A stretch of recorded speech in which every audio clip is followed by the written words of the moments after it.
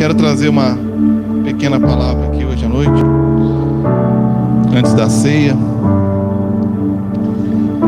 Nós estamos seguindo os passos de Jesus, porque nós cremos que Jesus supre todas as nossas necessidades, e a nossa missão como igreja é levar a cada um de vocês que vem aqui a ter um relacionamento crescente com Ele.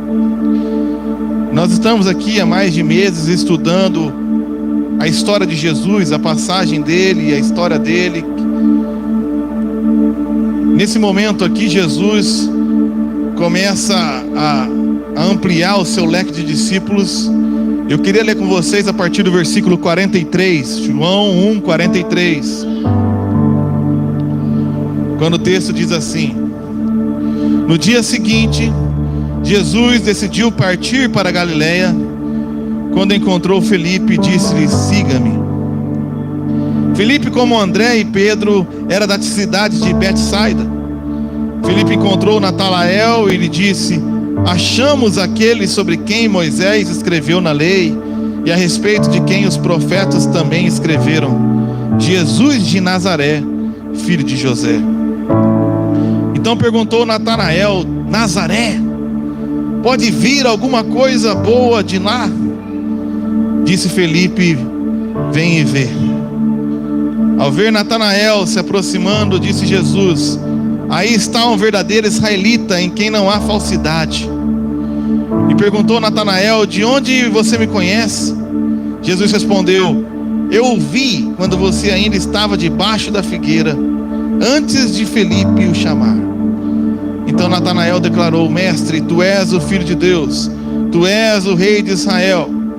Então Jesus disse: você creu porque eu vi debaixo da figueira?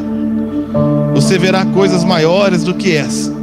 E então acrescentou: digo-lhes a verdade, vocês verão o céu aberto e os anjos de Deus subindo e descendo sobre o Filho do Homem. Palavra de Deus. Deus, nessa noite nós estamos aqui porque o Senhor nos chamou, Pai. Nós estamos aqui porque ouvimos o chamado, ouvimos a sua voz, a sua doce voz, e atendemos a esse chamado. Por isso eu peço, Espírito Santo de Deus, fale aos nossos corações, ministre a nossa alma e fale conosco, eu te peço em nome de Jesus. Uma das coisas que mais me impressiona quando Jesus chama os seus discípulos é que ele não discute muito. Jesus chega para Felipe e fala: siga-me. E o texto fala que Felipe começou a seguir. É imediato. Não há discussão, não há disputa, não há briga, não há teorização. Antes ele encontra os dois discípulos de João Batista, depois ele encontra Pedro, e ele vai por essa caminhada chamando esses discípulos. E por onde eles passam, simplesmente aqueles que ouvem a voz do bom pastor obedecem e o seguem. E eu lembro dessa passagem de Jesus, quando ele disse que eu conheço as minhas ovelhas, e as minhas ovelhas ouvem a minha voz e me seguem. Quando uma ovelha de Jesus, por quem ele morreu, ouve a sua voz chamando: siga-me, é inevitável que essa ovelha siga Jesus. É inevitável. Jesus ouviu um chamado e falou: segue-me. Eu vou. E essa ovelha que ouviu o chamado de Jesus agora começou a seguir e teve um encontro com ele. E inevitavelmente ele começa a reproduzir essa mesma ação. Agora ele encontra Natanael. Natanael significa presente de Deus. E quando ele encontra Natanael, ele fala: olha, achamos aquele de quem foi prometido, achamos o Messias de Israel, achamos o profeta ao qual nós esperamos, Jesus de Nazaré. Nazaré era um lugar terrível, Nazaré era um lugar muito complicado, Nazaré era um lugarzinho que ninguém dava moral, era o pior cantinho da Galileia. Galileia era o pior estado de Israel, e Nazaré era o pior lugar da Galileia. Esse jargão que Natanael fala era um jargão conhecido. Pode vir alguma coisa boa de lá? Será que vem algo de bom de Nazaré?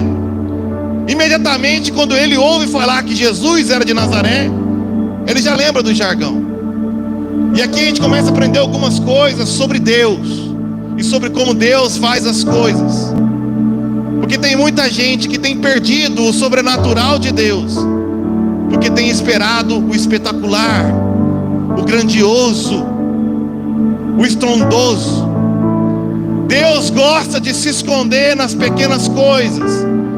Deus gosta de colocar o tesouro em vaso de barro. É através da nossa fraqueza que Deus demonstra o seu poder. Quando Deus vai chamar alguém para ser rei de Israel, Ele procura alguém da menor tribo, da família mais insignificante, e o irmão mais insignificante da família mais insignificante, da tribo mais insignificante. O irmão rejeitado, porque Deus não divide a glória dele com ninguém. Quando Deus foi chamar Gideão, é a mesma história. Ele fala: eu sou do menor clã, eu sou menor da minha família, do menor clã, o meu clã é da menor tribo, como posso eu libertar o povo? Porque a questão não está em quem está sendo chamado, mas por quem está sendo chamado. Deus aperfeiçoa o seu poder na nossa fraqueza. Deus coloca tesouro em vaso de barro. E Deus gosta de esconder coisas espetaculares, grandiosas, sobrenaturais, em lugares que ninguém dá nada, em pessoas que ninguém dá nada, através de coisas e pessoas que ninguém dá moral. Pode vir alguma coisa boa de Nazaré? A questão não é Nazaré, a questão é Jesus. Eu não vou discutir com você. Você vai olhando o texto e ele fala: não vou discutir com você. Eu uso essa hashtag até hoje porque eu tenho esse mesmo princípio. Vem e vê. Meu convite para você nessa noite, como o Arnaldo começou a reunião aqui, não é para mim ver cantar.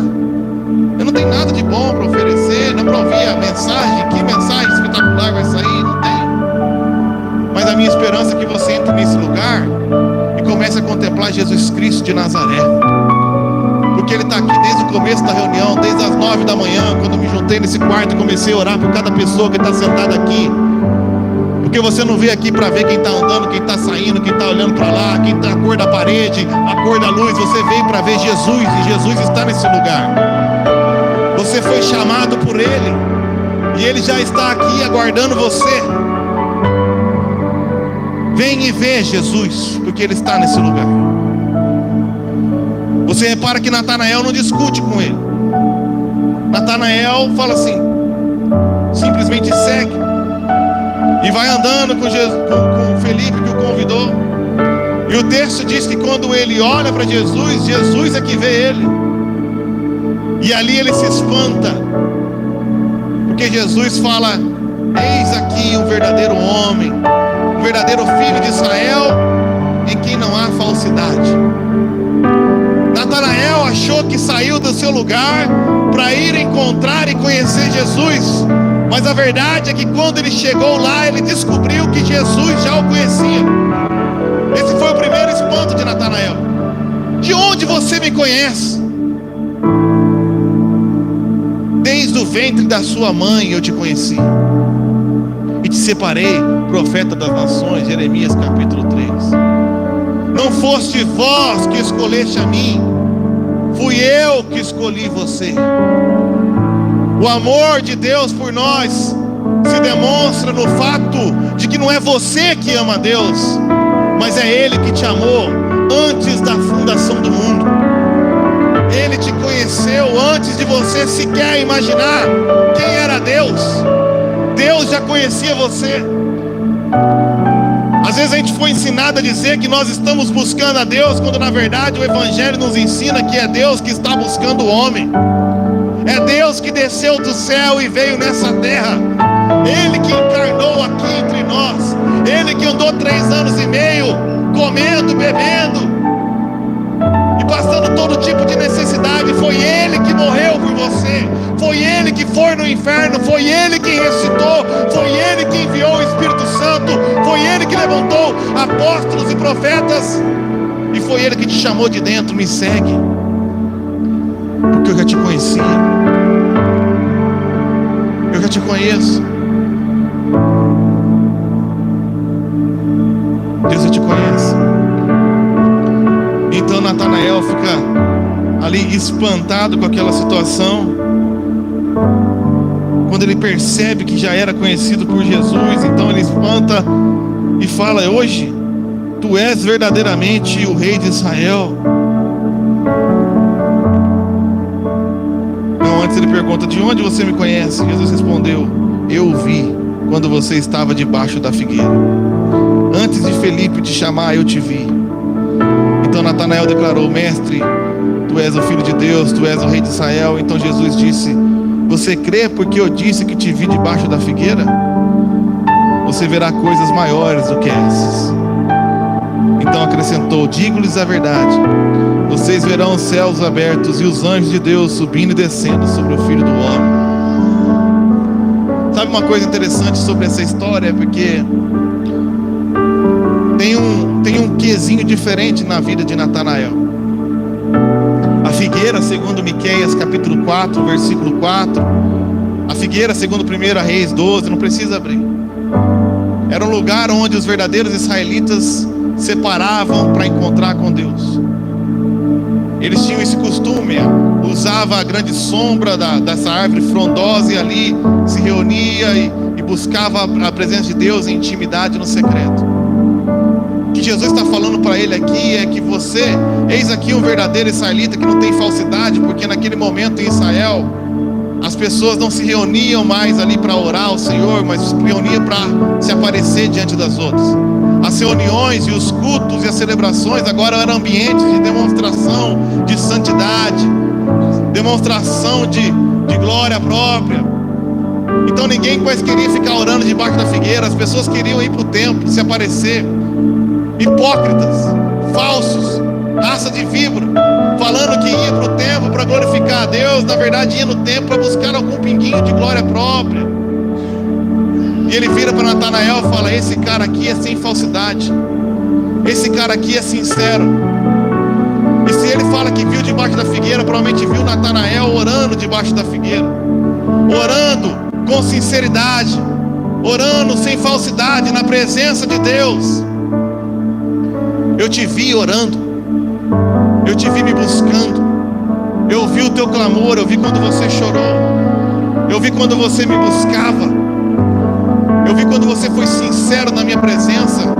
Hebreus capítulo 4 fala: tendo Jesus Cristo como sumo sacerdote, tenhamos ousadia e sinceridade para entrar na presença de Deus sem máscara. Agora, Hebreus capítulo 10, que Ele abriu o caminho, entramos com sinceridade na presença de Deus para buscar graça e misericórdia em momento oportuno. Deus viu a sinceridade de Natanael orando e buscando a Deus naquele lugar. Deus ouviu a oração quando a gente fez em sinceridade na presença de Deus. E quando Natanael ficou espantado, ele falou assim: você ficou espantado porque eu te vi orando?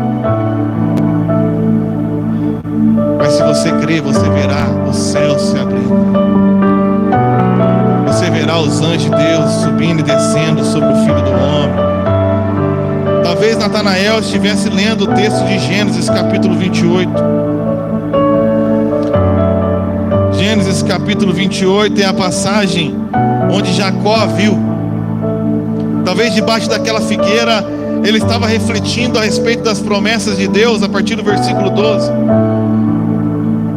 E o texto diz: e teve um sonho no qual viu uma escada apoiada na terra.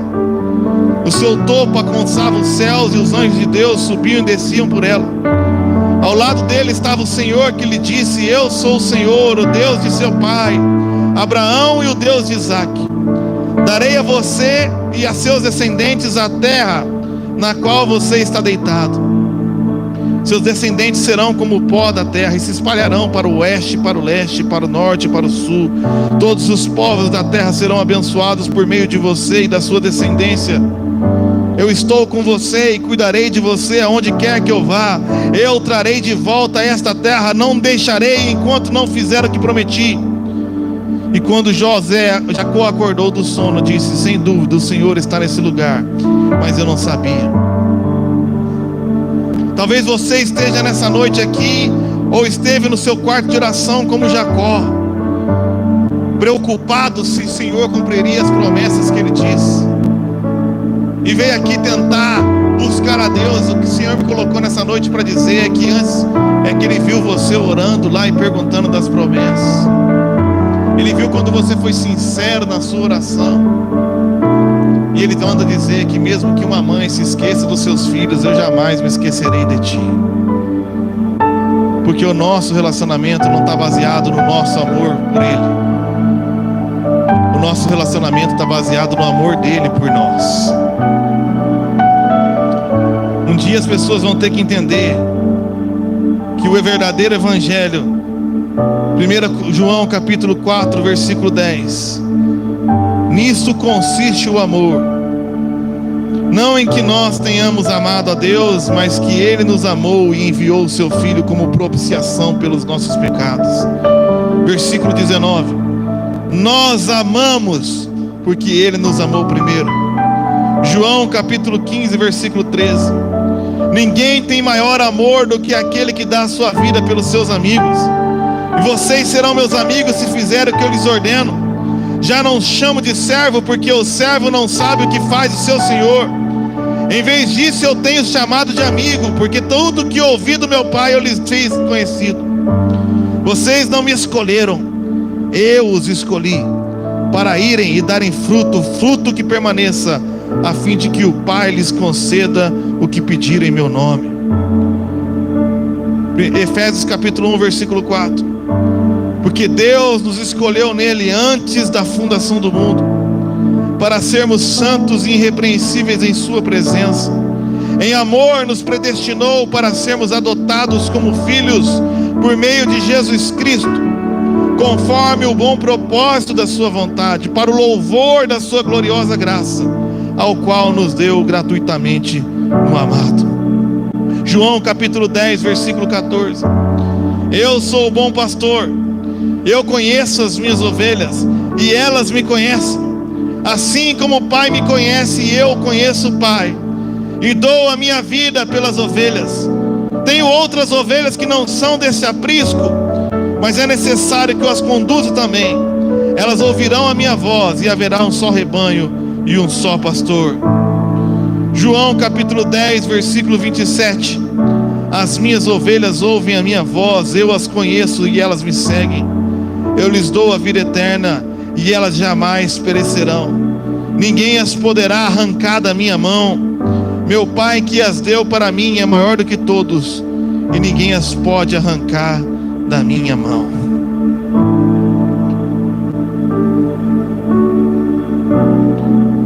Quando nós tomamos essa ceia aqui, irmãos, eu tenho tentado ensinar, já faz 1 ano e meio aqui, eu estou tendo dificuldade com as pessoas entendam o que significa isso. Esse simbolismo do pão e do vinho representa o sacrifício que Jesus Cristo fez. Presta atenção, vou falar devagar. Por cada uma das ovelhas dele. Jesus na cruz, segundo Isaías 49, tinha o nome de cada uma das suas ovelhas escrito na palma da mão. Quando ele morreu por você, se é que ele morreu por você, ele pegou o sacrifício por cada pecado que você cometeu, está cometendo ou irá cometer, e falou: hoje estou morrendo pelo pecado do Mateus Simões da Silva, nascido em 24, que nascerá em 24/7 de 1987 no Rio de Janeiro. Hoje estou morrendo pelo sacrifício, pelo pecado da Renata, pelo pecado do Alessandro, pelo pecado do Farid. E ele foi dando o nome de cada uma dessas ovelhas. Ele morreu pelas suas ovelhas. Se começar a seguir, simplesmente começa a convidar outras ovelhas. Segue-me, venha ver quem é Jesus. Se é ovelha, vem. Se é bode, não vem. Se Jesus morreu por elas, vem. Se Jesus não morreu, não vem. Não tem problema, não tem discussão. A nossa missão nessa cidade não é discutir com ninguém. A nossa missão nessa cidade é chamar: vinde, ovelhas do Senhor, por meio do qual Ele morreu. Deu o seu último gota de sangue e sacrificou o seu corpo por cada um dos seus pecados. Por essas ele morreu e ressuscitou. Essas ele amou e as ensinará a amá-lo. E aí nós marcamos uma vez uma reunião chamada Ceia do Senhor. E na Ceia do Senhor, segundo o apóstolo Paulo, nós estamos fazendo isso em memória dele. E aí chega na Ceia do Senhor, o abençoadinho que fala que é ovelha, olha para isso aqui e fala: não vou tomar, não vou comer. Por quê? Por causa de 1 Coríntios 11. Vamos ler 1 Coríntios 11.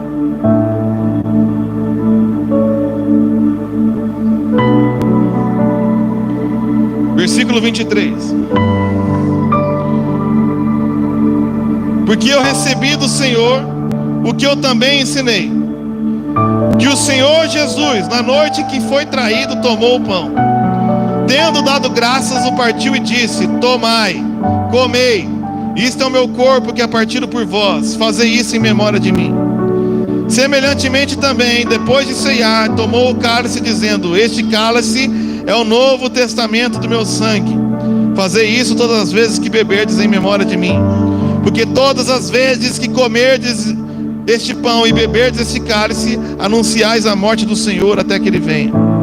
Portanto, qualquer que comer este pão ou beber desse cálice do Senhor indignamente, será culpado do corpo e do sangue do Senhor. Examine-se, pois, o homem a si mesmo, e assim coma desse pão e beba desse cálice. Porque o que come e bebe indignamente, come e bebe por sua própria condenação, não discernindo o corpo do Senhor. Por causa disso, há entre vós muitos fracos e doentes, e muitos os que dormem. Portanto, qualquer que comer ou beber esse cálice indignamente será culpado do corpo. Pergunto para você: o que é comer e beber indignamente? Por causa desse versículo, as pessoas chegam na noite da ceia, analisam, examinem-se o homem a si mesmo, e falam assim: eu não posso tomar a ceia hoje. Pergunta a você: você não pode tomar porque você não é digno? E quando você tomou, você era digno? Você foi digno alguma vez do que Jesus fez por você? Por acaso você amou a Deus antes dele te amar? Por acaso você foi santo 100% do tempo a ponto de ser digno de tomar isso aqui? Examine-se o homem a si mesmo. E o que acontece quando o homem examina a si mesmo? Abra sua Bíblia em Romanos capítulo 7, versículo 24. Examine-se, pois, você nessa noite. Não tome indignamente, examine. E quando você examina, você fala: miserável homem que sou, quem me libertará do corpo sujeito a essa morte? Quando eu, Mateus Simões da Silva, que passei a noite inteira, a semana inteira orando por você, examino a mim mesmo nessa noite, depois de uma semana buscando a santificação e servindo a Deus 24 horas por dia, eu chego nessa noite com toda a sinceridade e falo: miserável homem que sou. É assim que você se examina. Quem me livrará do corpo dessa morte? Versículo 25. Graças a Deus por Jesus Cristo. Graças a Deus, porque o poder dele se aperfeiçoa na minha fraqueza. Graças a Deus que ele me amou primeiro. Graças a Deus por Jesus Cristo. Então, depois de examinar, olha o versículo, volta lá em 1 Coríntios 11. Examine-se, pois, o homem a si mesmo, e assim coma desse pão e beba do cálice. Você se examinou? Se considerou um miserável? Agradece a Deus e coma do pão e beba do cálice. Porque se você não comer do pão e não beber do cálice, você está zombando do sacrifício que Jesus Cristo fez por você. Você está dizendo que hoje você não merece, mas se Deus quiser, mês que vem você vai merecer. Você está dizendo que hoje não é bom o suficiente, mas mês que vem eu vou ser. E não entendeu que ninguém aqui nessa sala é bom o suficiente. Ninguém aqui é digno. Só Ele é digno. Só Ele morreu e viveu sem pecado algum. Só Ele venceu a morte. Só Ele é invencível. Graças a Deus por Jesus Cristo. Graças a Deus por Jesus Cristo. Porque Ele me amou. Porque Ele me chamou. Você viu algum discípulo chamando Jesus? Já viu algum discípulo chamando Jesus? Quando Natanael foi atrás dele, descobriu que Jesus já conhecia. Zaqueu subiu na árvore para tentar conhecer Jesus. Quando Jesus passa de baixo, ele já conhece, chama pelo nome: Zaqueu, eu já te conheço, Zaqueu. Você veio para a igreja achando que buscou a Deus, e Deus está falando para você: eu conheço você. Você quer saber? Eu conheço o mais profundo da sua alma. Eu vi a sua oração que você não teve nem coragem de pronunciar. Se tem alguém que conhece todos os teus defeitos, é Deus que conhece todos os nossos pensamentos de coração. Mas ninguém ama a gente como Ele nos amou. E o que Ele fez aqui, fez pelas ovelhas. E se você é ovelha, obedeça. Siga Jesus. Coma do pão, beba do cálice, porque só Ele é digno. Graças a Deus por Jesus Cristo. O dia que essa igreja entender isso, o dia que parar de ter 100 pessoas no culto e sumir só 30, 100 aqui, essa cidade vai começar a ver o mover de Deus. Porque enquanto tiver metade do meu pessoal achando que um dia vai ser digno, meu, nada vai acontecer aqui. O que a cidade precisa é do mover de Deus, é do Espírito Santo de Deus, é da palavra de Deus, é de conhecer Jesus. Essa cidade não precisa de uma banda legal, de um pastor diferente, de uma igreja com a parede preta. Essa cidade precisa de Jesus. E só vê Jesus quem olha para si e não enxerga nada. Quem olha para si e fala: miserável, miserável, miserável que eu sou. Mas graças a Deus por Jesus Cristo. Essa pessoa não entra na igreja para buscar o que lhe é de direito. Não entra na igreja para buscar a bênção. Não entra na igreja para buscar o poder, o fogo, o terremoto. Porque Elias estava lá diante de Deus e passou um terremoto e Deus não estava lá. Passou um vendaval, Deus não estava lá. Passou o fogo, Deus não estava lá. Mas quando veio o sussurro da voz de Deus falando: eu te amei. Deus está no sussurro, nas pequenas coisas. Deus está nessa noite te chamando. Deus está nessa noite porque Ele começou a boa obra e vai completar. Eu gosto muito do texto de Romanos capítulo 8. Eu quero pedir que você se coloque de pé e pro Milton entregar a ceia. Se você creu em Jesus e foi batizado, a ceia é para você. Se você creu em Jesus e não foi batizado, nos procure para ser batizado. Se você creu em Jesus, foi batizado e não tomar a ceia, irmão, você está zombando da cara de Deus.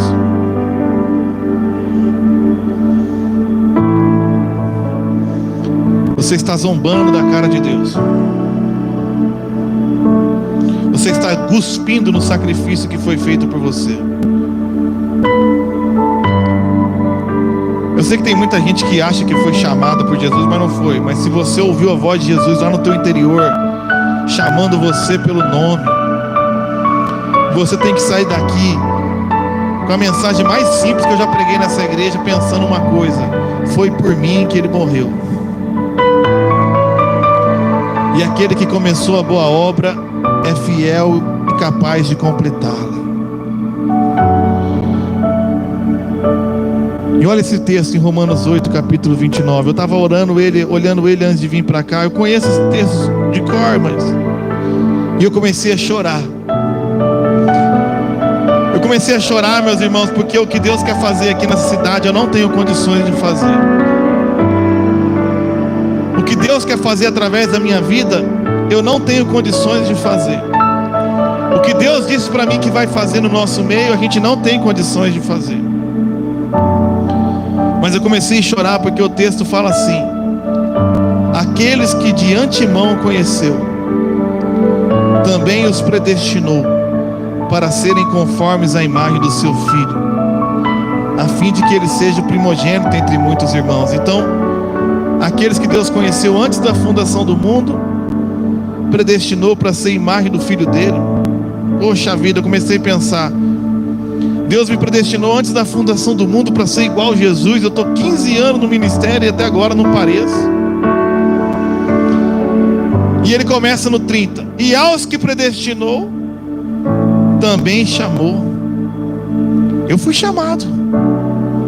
Se eu fui chamado, eu fui predestinado. E aos que chamou, também justificou.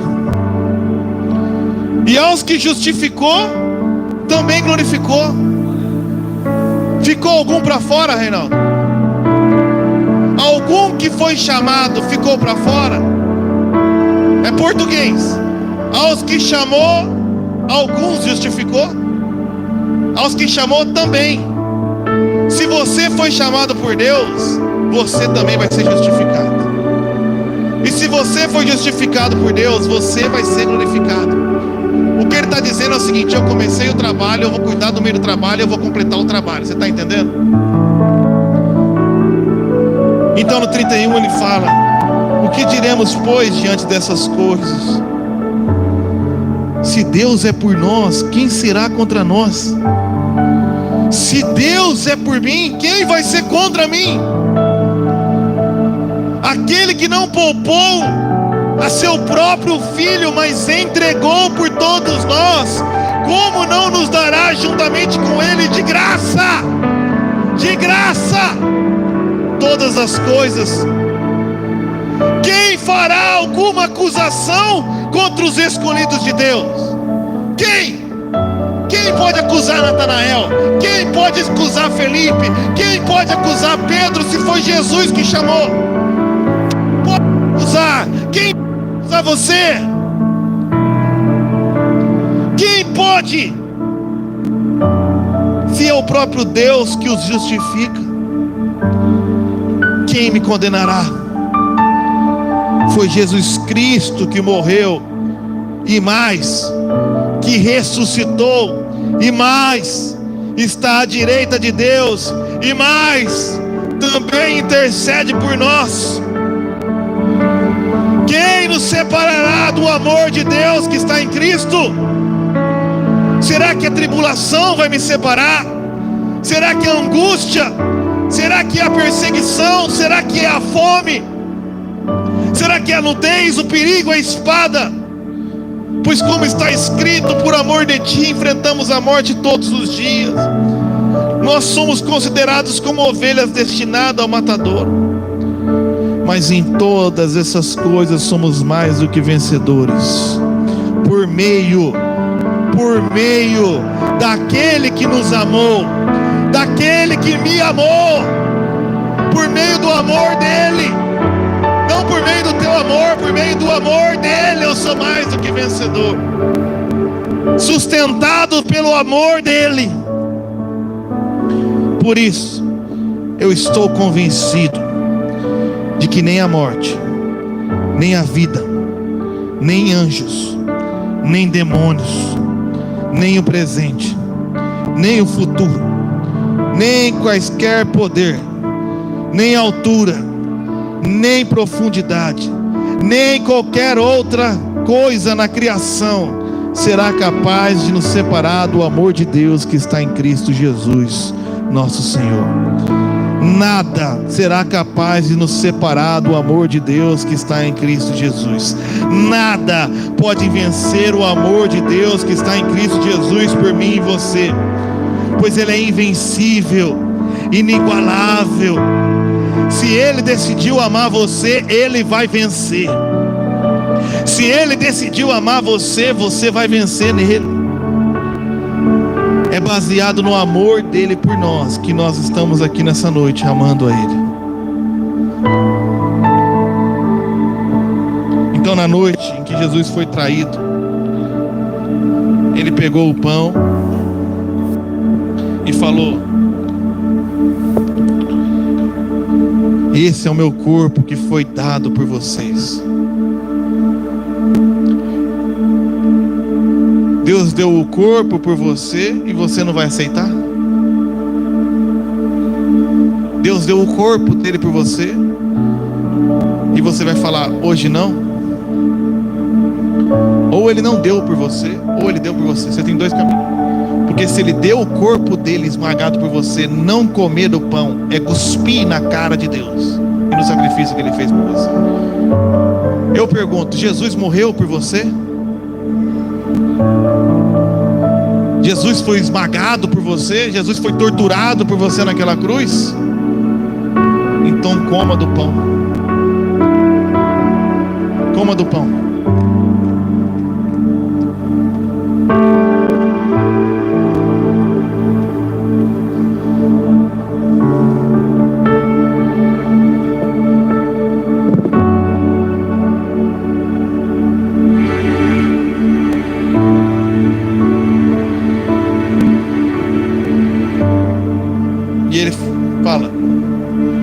Na noite em que foi traído, em muitas noites de ceia, Jesus é traído.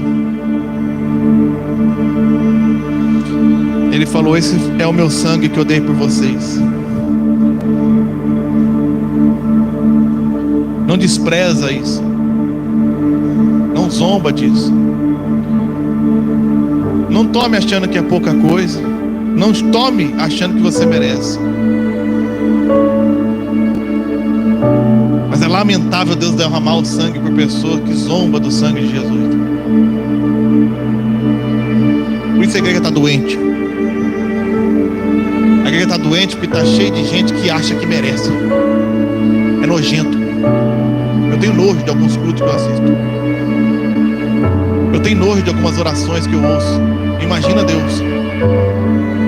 Eu tenho nojo de uns pregadores que: se eu tenho graça contigo, Senhor. Não, você não tem graça com Ele. Deus, eu estou pagando preço. Deus, você está pagando preço? Você pagou esse preço aqui? Você pagou esse preço aqui? Quem pagou foi Ele, irmão. Quem pagou foi Ele. Você precisava disso. Ele não merecia isso. Você merecia, cara. O cara vem, faz tudo certo e no final termina morto. 3 anos de ministério e vai pro inferno por causa de você. Mas naquela cruz ele gritou: está consumado. A ira de Deus pode vir sobre mim porque está consumado. Não precisa mais ir pro Rogerinho, está consumado. Porque o sangue de Jesus apaga cada pecado que tem na sua alma, no seu coração. Então analisa isso e beba do sangue de Jesus.